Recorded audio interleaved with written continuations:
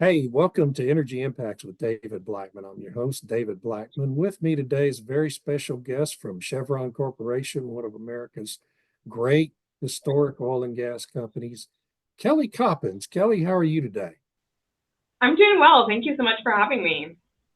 Kelly is a manager in over the operations, a land manager, the land operations, Permian Basins, or Chevron's Permian Basin operations. Boy, I'm all tongue-tied today. And we're gonna talk and kind of contrast what she does in her job to what Billy Bob Thornton does in the television hit show Landman. And there's a lot to talk about in that space. Kelly, how are you today? There is. There is. I'm excited to talk about it. Fun to Well, get to share about something that's so close to home. yeah. You know, this is a TV show I'm just fascinated by. I have to tell you, it's like my favorite show on television anymore. But before we get going on it, why don't you take a few minutes and talk about what you actually do at Chevron? Because I think Absolutely. people who watch the TV show don't really have any idea of what a real landman actually does.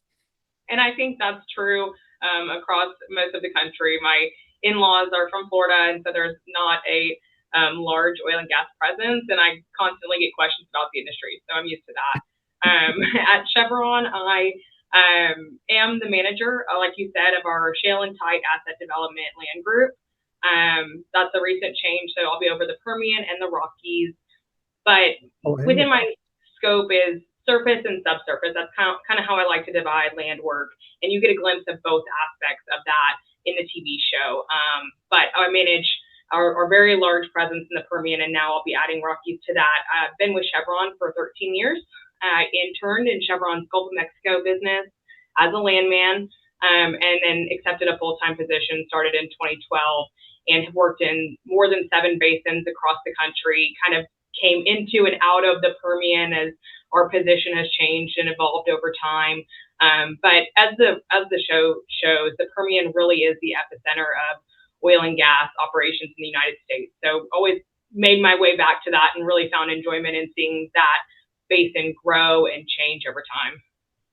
Yeah, and it has. I mean, the growth out there is just incredible. It's really the energy heartbeat of the country at this point. I was talking to one of the railroad commissioners last week, Wayne Christian, talking about the fact that Texas alone now produces a couple of million barrels a day more than the whole United States did in September of 2008, just 17 years ago. So it's really extraordinary It what has is. happened out there, and Chevron's been a leading presence throughout. Billy Bob Thornton's character, whose name I can't think of at the moment. Tommy Norris. Tommy Norris, thank you. Is there anything that character does on that show that would make you think that's an actual landman instead of maybe a vice president over production and drilling? Yeah. Yeah. I mean, obviously the show goes beyond Landman. It really Yeah, shows the full perspective of the field side of the industry. You see and appreciate the demanding work that happens on site and the extent of how much of that's going on. Like you said, the Permian Basin is expected to provide 85% of U.S. oil production by 2040. They brought the show to the right place to gain that appreciation for the industry here in the U.S. And for perspective of scale, I mean, Chevron alone, like you said, is on track to reach and sustain over 1 million barrels of oil equivalent per day in the Permian alone over the next decade. As far as the role of a landman, I think the show demonstrates the criticality of work done and highlights many aspects of land work while adding to that. A lot of the work is related to operations, and of course, they have the drama for TV. But I think you gain an understanding of, like I said, surface and subsurface in the field. Surface landmen are trusted liaisons with their boots on the ground. They build long relationships with landowners. And then in the office, we're negotiating these high stakes deals for mineral rights that can make or break the economics of a project we're working on. As an example, you see title work in that opening scene. He talks about the predecessors and interest, and that's right. very common to what we do. He does site prep and gives his expertise and knowledge on field locations, challenges, barriers. He talks through the cost of fencing a property, of securing the property, of ensuring road access. And then, of course, you hear the acquisition considerations and negotiations through those phone calls with Monty. So you mentioned the opening scene of the first episode, and that consists of Billy Bob's character tied to a chair, being beaten to a pulp by by a Mexican drug lord and his thugs, and because the drug lord happens to also be a mineral owner who Yeah. isn't thrilled with the provisions of his lease. Have you heard of any incident similar to that happening in the Permian or anywhere else for that matter? I can honestly say it's not something that has happened in my tenure. Glad to say that. Snakes, contentious situations, of course. Our surface landmen are critical to our ability to conduct operations. A lot of them own and have experience with ranches, so they can relate and advocate for the surface owner. And for that reason, they drive the ship on identifying surface locations and challenges we're going to encounter, and they make insurmountable issues visible during decision making so that we don't end up in that situation. It's their job to be in the know on who owns the surface, who they're going to work with, and then they also de-escalate situations. So I have seen situations where they're tense. There are competing priorities. Yeah. Agriculture or infrastructure might compete with oil and gas, but they utilize those relationships that span decades to bring the parties to the table, find mutually beneficial solutions, and really de-escalate what might be tense. So my wife and I have watched every episode of the show twice. Actually, we rewatched it a second time, and our theory is that this is a show really about Tommy Norris's son, who actually is an aspiring landman. We actually do see scenes of him doing some real work that a real landman would do, at least surface work, right? Title work. And so I just believe that this show, we're going to find out in season 2, the show is really about him and not Billy Bob Thornton. What do you think? Yeah, I share that theory. I think his son is seen building those relationships with landowners. He's putting together deals for contiguous land parcels. And at Chevron, as well as industry-wide, that's been a core function of what our land organization has been doing over the last 5 to 10 years. Interestingly enough, Chevron's mineral acreage dates back to the 19th century from a federal charter to build a Trans-Pacific Railway. So Texas and Pacific Railway was deeded every other section, creating that checkerboard you probably heard when in relation to Chevron and unique to Chevron. And the mineral rights were eventually acquired by Texaco, later merging and becoming Chevron. So don't get me wrong, owning minerals in every other section is a huge strategic advantage. We have a working interest in 1 in 5 wells across the Permian. That's 2 million acres, a very diverse position. It generates a higher revenue per acre. But the flip side of that is in order to drill horizontal wells, which now run more than 2 sections or 2 miles, we have to aggressively pursue transactions for every other tract. So it brings me back to your question. His son is doing exactly that. He's building that contiguous position, and that's what our landmen have been doing. Back to that opening scene. While obviously it's highly dramatized for television, there is a substantial amount of drug trafficking that comes through that part of the world. And of course, a lot of immigration through that part of the world, at least prior to January. Do you guys have to implement specific kinds of safety and security measures to either avoid or notify law enforcement whenever you come across those kinds of? I'm sure your employees have periodically run into those kinds of operations, haven't they? Yeah, absolutely. We have security teams in place who are trained and equipped, and they continue to equip our field personnel on what to do in reaction to those situations. Not necessarily the cartel, but anything that might involve safety. It goes back to how much work we do on the planning side. We spend more than a year evaluating our projects and merging subsurface aspirations. This rock is really good. We want to drill here with the desire and with our surface compatibility. Yes, this is doable. No, it's not. It requires our surface landmen to go out to the site, survey it, understand it, negotiate, and to really make visible any challenges that are going to stop us from being able to accomplish our goal safely.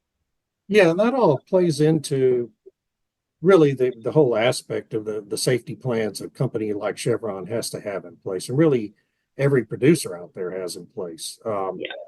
You know, and one of the aspects of the show that's really kind of disturbed me, because it's, I believe, way outside the realm of reality, Yeah. is the fact that I think just across the first 4 episodes of season 1, there was this series of fatal accidents that I believe killed 7 different people, including an entire crew of roustabouts at a well site when the Right. well blew out. I mean, that's wildly out of sync with what the safety record of the industry really is in the Permian Basin. Sure.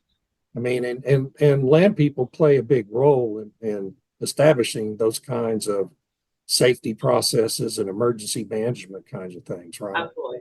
Absolutely. I think it was jaw dropping to me to see those scenes. In my mind, it's what I picture from quite a long time ago when it really was the wild, wild west. But it's true. The industry has come so far from what's depicted in Landman. Safety and environmental protections are the top priority. It's a huge focus area for Chevron, but I know it's true for our competitors too. All of us want to maintain our license to operate. And if we have incidents like that every day, we're not able to operate smoothly and be able to deliver what we're promising. So it really has been a group effort over time. And that's done by prioritizing safety through our culture and our operations. We've advanced technology to an extent that, like such as lengthening laterals. We now have a smaller footprint to develop the same amount of minerals. There's less chance of those high risk incidents. We have an integrated operations center where we can remotely see and detect and control irregularities in production, and that takes trucks off the road, takes people out of harm's way. So there's so much that has happened over many, many decades to really create a much safer industry than is portrayed in the show. It's incredible how different it is. Just as an aside, from my own personal experience, Sure. my first job related to oil and gas, I worked as a welder's helper on a pipeline construction and oil field construction crew in South Texas in the late 70s, 2 different summers when I was in college. And it was kind of the wild, wild west just that recently, 47, 48 years ago. Whereas today, I mean, in fact, towards the end of my career, I spent much of my time developing, and consulting with companies about emergency response plans. Yeah. And the contrast just in that period of time is absolutely amazing. And so, anyone, if you ever have a chance to go out on one of these offshore platforms, you have experience in the offshore. Yeah. Before work begins for every cruise ship, they're going through a safety briefing that lasts for an hour or more every day, right? Absolutely. It's not once a week; it's every day. That's right. Yeah. And there's similar kind of processes that happen in the onshore as well. So, safety. And across Chevron, I'm office based, but when I started, we would monthly record any incidents we saw in the office just to keep people's mind on safety first. Like the company made a point to make sure that whether you were in the field or in the office, across the entire spectrum, you had safety first, so that there was never a question what our number one priority was: bring people home safely. Yes, exactly. And by the way, folks, just those of you watching, there's also a profit motive in all of this safety processes, because corporations, investors, big investment houses literally include safety as a big aspect of how they grade a company's investability. And a company like Chevron, if they were to suddenly have a bad safety record, their stock price is going to suffer because of it. That's right. It's a very real thing. That's right. And it's a distraction, right? Like if you have lawsuits and you have to dedicate your very talented staff to reviewing and identifying the issue, you're distracting them from your mission of producing oil and gas. So it takes your company and changes the purpose for a period of time. And so to avoid those incidents, it absolutely is profit driven as well. Yeah. I've worked for Shell for a couple of years, and one of the big focus areas when I was at Shell, this was 20 years ago, but one of the big focus areas from the president of U.S. operations at the time was just to hold the handrail when you're walking up and down the stairs in the office. They'd had 2 loss of time injuries by people who weren't holding a handrail. Yep. And it was an area of corporate-wide focus for over a year. while Yeah, I was, so it's just, it gets down to the things like that that really it matter. does. Um, so, of course, I think Landman is a wildly entertaining show. Um, and one of the things I really appreciate about it is it, it being a lifelong Texan, I've lived here all my life, is that I feel like it actually does a pretty good job of conveying what life is like out there in West Yeah, Texas, in Midland and around Midland, just in terms of the town itself and absolutely. the landscape. And do you agree with that? I mean, I think they do a really good job of that. They do. I completely agree. I think Tommy does a great job of advocating and spelling out the role of oil and gas in the world's energy supply and in society. It's not a glamorous industry. I'll be honest. I don't receive the best feedback sometimes when I say that I work in oil and gas. If I'm traveling and I'm not in Texas, it's obviously a lot less warm of a welcome. And that's a tough pill to swallow when I know how much goes into getting a single molecule out of the ground. And I know the talent and the good people who are truly delivering a product that's critical to our livelihood. So I appreciate that the show dives into that and gives this defense of oil and gas and shows, the challenging circumstances that it is to live out there and to provide for your family in this way, but also deliver something that is critical to the world that can't be replaced tomorrow. So I love and I find it very impactful that Hollywood was willing to speak on the industry's role in society and the irreplaceable nature of oil and gas. Yeah, I that first big long diatribe he delivered, I was about 2.5 minutes, and I think it was the second episode. I was able to capture that on video and post it on my LinkedIn account, Yeah, which typically a post I put out there's going to get anywhere from 7,000, 10,000 hits. This thing still, I mean, it's still active now. It's well over 1 million now. I mean, that thing yeah, really struck a nerve, not just with people in the industry, but people all absolutely. over the country, I think. And it's just gratifying to me. Over the years, we've had shows centered on the oil and gas industry. Texas and Dallas is one of them. Yeah, But they've all portrayed this negative view yeah, of the oil industry and what its people do. And I just feel like that, yeah, I mean, it's kind of a soap opera and it's highly dramatized. sure. But this is really, to me, the first drama, TV drama or TV show, period, on television that has portrayed what overall is, I think, a positive view Yeah, of the oil and gas industry. I just think it's made it easier for me to talk to people I know. We go on sure. cruises, and we went on a cruise midway through the first season, and several people during the course of this Caribbean cruise brought up that TV show when we started, when they found out I was in the Yeah. industry. It's really Well, and interesting. when they announced that the show was coming out, I think I had this great. Now I'm going to be seen again as this greasy, slimy, you know, snaky person because some show's going to dramatize what I do in a completely wrong direction, and that's going to be the only glimpse that people get. Because when I say I'm a landman, anonymous, a lot of people say I know exactly what that means. But they did such a good job of really, really not going in that direction. And I have like you said, it's unique to past shows and movies. They did a really good job. So, are you in the office in Midland today, or are you in Houston? I'm Houston based. I Houston. manage folks in Midland and then soon to be in Greeley, Colorado. But I'm Houston based and I've got a team here. So, how many people does Chevron have in its Midland operation? So touching the Permian Basin, I would say between 1,000 and 2,000. That's a guess. I know within our organization, it's closer to a 60s, 70s number on Yeah. the land side, but I think it's between 1,000 and 2,000 approximately. And So, even with all the automation that's happened over the last 20 years, with starting with drilling info and yeah, all that development, you still need 60 to 70 people to in the land operation to handle yeah. the Permian Basin. Its land work truly is Wow. so diverse. It's working Yeah, with yeah. regulatory agencies and governments and individuals and other companies. And so there's so many different facets of the business. We've got a non-operated group where Chevron's not the operator, other companies are, and they're constantly just working with other oil and gas companies. We've got a transactions group, like I kind of talked about. My group, asset development, is really on drilling new wells, but then we also have a base operations group, which once the well is drilled and producing, it transitions over to our base operations group, and they manage it through the life of the well. So there's all these different aspects of what again produces oil and gas, and we kind of span all of those at Chevron. So we've got a large group.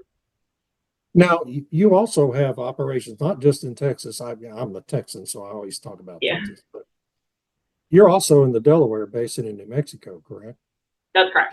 Can you kind of contrast how much easier it is to do your work in Texas than it probably is in the state of New Mexico with all the state and federal lands mixed into the mix? I would use the word easy relative. I worked in New Mexico and I worked Texas as an individual landman, and maybe simpler might be the better. Yes, absolutely. I say that because obviously it is more challenging to work with a regulatory body who the statutes constantly change. So you're constantly evolving your business to meet the current statutes and rules of the game, if you will. Whereas in Texas, that's not really the case. But that said, it's a consistent, you're dealing with the federal government or the state government, you kind of know what to expect. You have your stakeholders, and you can build that relationship to where you can pick up the phone and ask a question. And that really helps. But in Texas, obviously, we have mineral owners that range from people who live here in Midland, Texas, or across the world. And so that constantly changes. So that's kind of why I say that it's not always easier, but definitely doing business in Texas does not involve as much regulation in process, if that makes sense. It's still obviously highly regulated, and don't get me wrong, safety and what's best for the industry is best for Chevron, it's best for getting oil and gas out of the ground, but it's much more work with individuals than working with the government's lands, right? Right. So last question, and this is not asking for any kind of political comment, okay? Sure. But the Trump administration came in January. It's radically, I think, revising federal energy policies, and we're still in the early days of that. But just from your job standpoint, has the change in administrations made any difference so far, for better or worse, just in terms of your ability to conduct your job? Sure. I think in both directions, I think consistency is a huge part of what we do, because I kind of described that planning process can take over a year. So because we plan projects so far in advance, if things change midway through, it really creates a barrier to our ability to execute in the way that we promised our shareholders and we promised our competitors and contractually obligated ourselves to operate. So anytime there's a change, it can bring challenges that were unforeseen, whether it's seen politically as good or bad or supportive or not supportive. It's just a change. We really thrive in the area of consistency when we can rely on the knowns and plan our business accordingly. That's the best place to be. So it's definitely caused us to stop and evaluate, but I do think there's a focus on barriers and there's a focus on constraints. And I think that has been beneficial to be able to step back and say, what are constraints? Can we identify them, and can we make a change at this time to reduce those constraints and reduce things that just seem like barriers without purpose? That is a wonderful answer. I would like to steal that and put it in a column. I appreciate that. because the people try to make it all so simplistic. Well, this is going to be better for the oil industry and this is going to be worse. And it's really a very mixed bag every time you have a change in administration.